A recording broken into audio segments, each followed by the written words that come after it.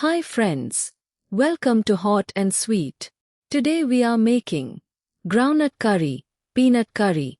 It usually means Shengdanyachi Amti, a traditional Maharashtrian comfort food curry made from roasted peanuts. It is naturally gluten-free, high in protein, rich, and creamy.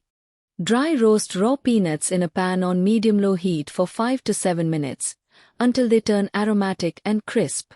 Let them cool completely. Then rub them between your palms to shed the papery skins. Transfer the roasted peanuts, jeera into a blender or mixer jar, and grind everything into a fine powder.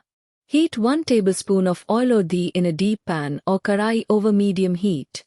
Add in some chopped onions and sauté until they are soft. Add turmeric powder, red chili powder as per your spice.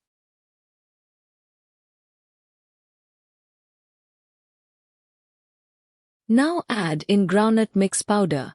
Sauté continuously for about 30 to 45 seconds, so it cooks slightly without sticking to the bottom.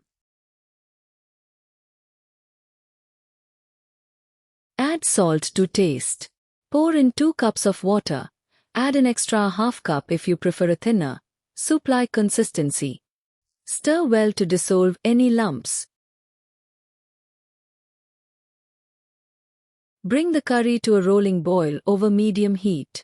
Once boiling, lower the heat and let it simmer for 3 to 5 minutes so the flavors melt together and the raw edge of the chilies cooks out. Sprinkle some kasuri methi and amchur powder. Turn off the heat and garnish with a few extra chopped coriander leaves.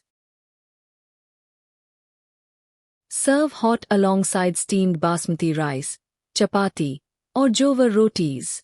If you loved this recipe, don't forget to like, subscribe, and let me know in the comments what you'd like to see next. Happy cooking!